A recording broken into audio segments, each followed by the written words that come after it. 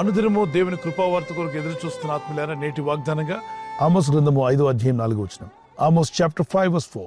నన్ను ఆశ్రయించుడి, నన్ను ఆశ్రయించిన ఎడల మీరు బ్రతుకుదురు. Seek me that you may leave.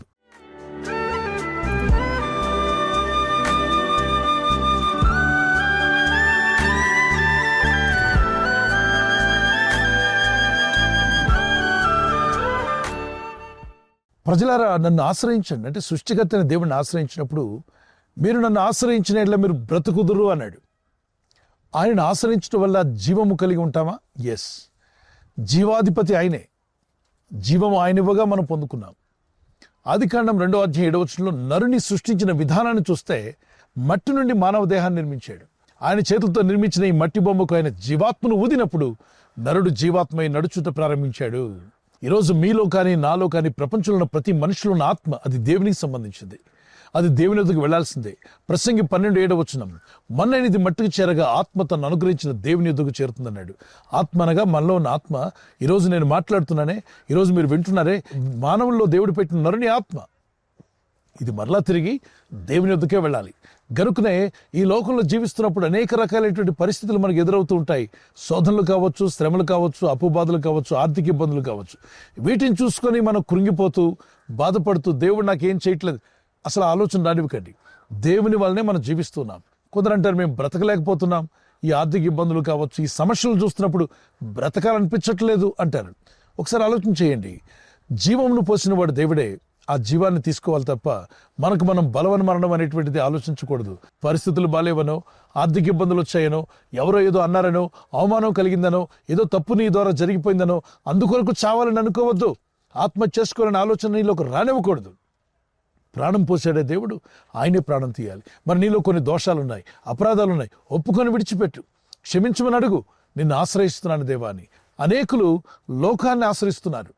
ధనాన్ని ఆశ్రయించేవారు, మనుషులను ఆశ్రయించేవారు, రాజులను అధికారులను ఆశ్రయించేవారు ఎక్కువైపోయారు. కానీ సృష్టికి కర్త అయిన దేవుడిని ఆశ్రయించేవారు ఎక్కడ? చాలా తక్కువ మంది మనకు కనిపిస్తారు. ఎందుకంటే దేవుడు కనబట్టలేదు కదా అనుకుంటాం. ఈ లోకంలో దేవుడు కనబడకపోయినా అదృశ్య రూపిగా ప్రభు అయిన దేవుడు ఉండబట్టే మానవ జాతి ఉంది. ఈరోజు లోకమంతా నిలిచి ఉంది. ఆయనే లేకపోతే ఈ సృష్టిలో ఏమీ ఉండేది కాదు. సమస్తం చేసినవాడు ఆయనే. ఈ భౌతిక నేత్రాలతో ఆయన చూడలేకపోయినా ఆయన కళ్ళకు మనం మరుగై ఉండలేదు. ఆయన చెడ్డవారిని మంచివారిని ఆయన కన్నులు చూస్తున్నాయి. తప్పనిసరిగా ఎవరైతే పశ్చాత్తాపడరో, ఎవరైతే జీవితాన్ని మార్చుకోరో, మనసు మార్చుకోకుండా చెడు మార్గంలో పాప మార్గంలో జీవిస్తూ మరణిస్తారో వారి ఆత్మలకు తీర్పు ఉంటుందట. అది భయంకరమైన తీర్పు. అది పాతాళ అగ్నిగుండం. అగ్ని ఆరదు, పురుగు చావదు. ఆ స్థితికి ఎవరు చేరకుండా అందరూ మారు మనసు పొంది మనసు మార్చుకొని జీవం గల దేవుణ్ణి ఆశ్రయించడం ద్వారా రక్షణ పొందుకుంటాం. 118 మనుషులను నమ్ముకున్నట్టు కంటే యెహోవాను ఆశ్రయించటం మేలు. రాజులను నమ్ముకున్నట్టు కన్నా సృష్టికర్తనే దేవుడిని ఆశ్రయించడం మేలు. ఎందుకని దేవునికి మనకు అంత బంధం ఉంది అంటే, ఈరోజు మీ వేలుముద్ర, thumb impression that came from God. మీ కంట్లో ఉన్న ఐరిస్ ఆయన చేసిందే.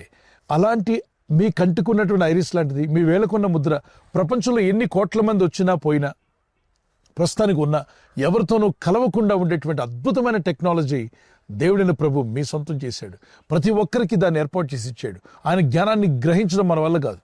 అందుకే ఎప్పుడైతే నువ్వు ప్రార్థిస్తావో, ప్రభా నిన్ను ఆశ్రయిస్తున్నానయ్యా, నీ కృప నాకు కావాలి, మేము బ్రతుకున్నట్లుగా నిన్ను ఆశ్రయిస్తున్నాను, నీ కనికరం చొప్పున మమ్మల్ని బ్రతికించు, మమ్మల్ని దీవించు, మమ్మల్ని ఆశీర్వదించు, ఈ చిక్కుల్లో నుండి విడిపించు. ఎటు తోచని పరిస్థితుల్లో మేము ఉన్నాం, ఏం చేయాలో అర్థం కావట్లా, మీ సహాయం మాకు కావాలి, మాకు జ్ఞానం దయచేయి. వివేకి మిమ్మల్ని ప్రార్థిస్తే కృపగల దేవుడు తన జ్ఞానమును వివేకమును అనుగ్రహించి మీరేం చేయాలో, ఏ విధంగా మీరు బాగుపడతారో, ఎలా అయితే మీరు చిక్కుల్లోని బయటపడగలరో, మీ శోధనలు ఎలా జయించగలరో, మీ శ్రమలను అధిగమించి ముందుకు ఎలా వెళ్ళగలరో, ఆ ధైర్యాన్ని, విశ్వాసాన్ని ప్రభు ఉచితంగా మీకు దయచేస్తాడు. అందుకే ఆయన విశ్వాసం ఉంచిన ఆత్మీయులారా, ఒక చిన్న కీర్తన పాడుకొని ఈ వాగ్దానం ధ్యానం చేసుకుందాం.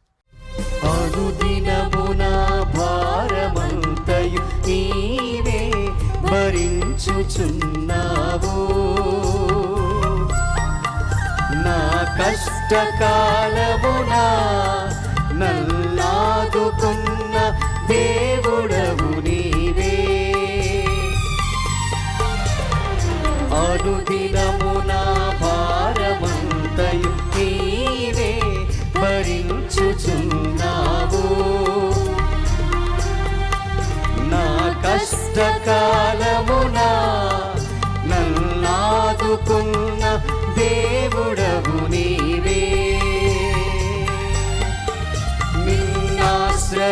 ఆశ్రయించిన వారికి ఏ మేలు కొదువై ఉండదు. ఆరాధించెదా నీకై జీవించెదా.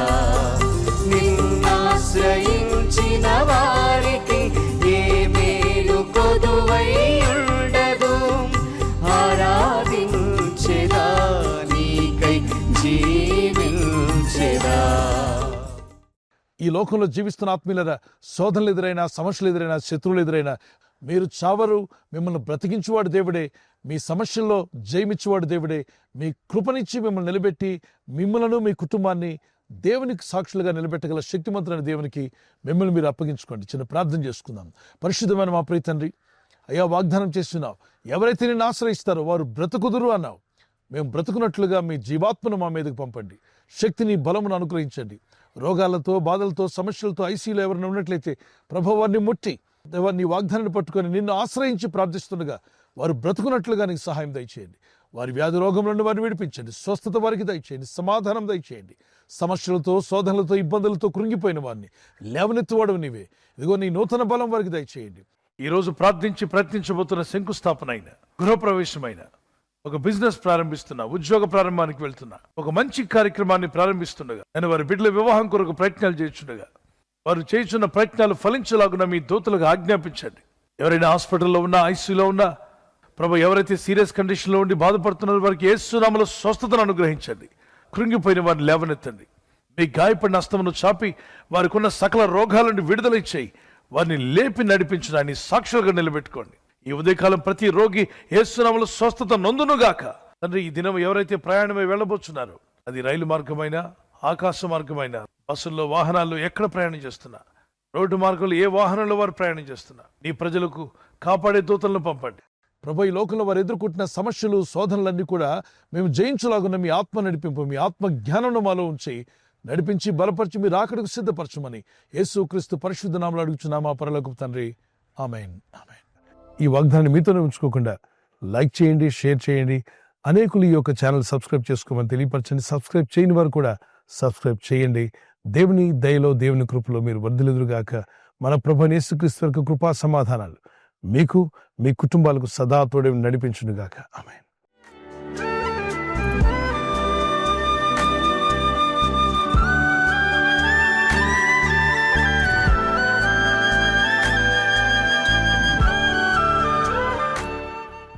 బర్త్డే జరుపుకున్న వారికి happy birthday to you all. May God bless you. Many more returns of the day. ప్రభు మిమ్మల్ని దీవించి దయాకిరీటం ధరింప చేయనుగాక. మీకు వాగ్దానం యెషయా 48:17 నీవు నడవవలసిన త్రోవను నేను నడిపించుదును. Those who are celebrating birthday, this is the promise of God for you.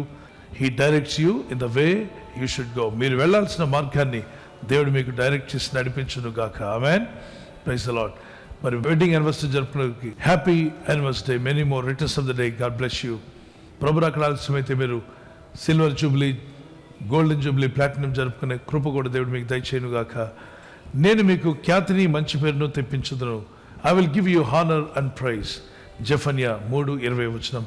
ఈ వాగ్దానాన్ని బట్టి దంపతులని మిమ్మల్ని దేవుడు దీవించి ఒకరి పట్ల ఒకరు ప్రేమానురాగాలు పెరిగినట్లు, love and affection may increase between husband and wife.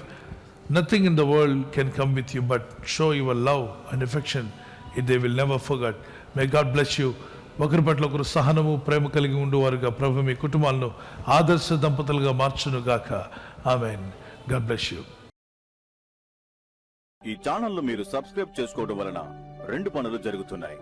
ఒకటి, సువార్త జరుగుతున్నది, ఆత్మలు రక్షించబడుతున్నాయి. రెండవది, పేదలకు, అనాథలకు ఈ ఛానల్ ద్వారా సహకారం అందించడం జరుగుతుంది.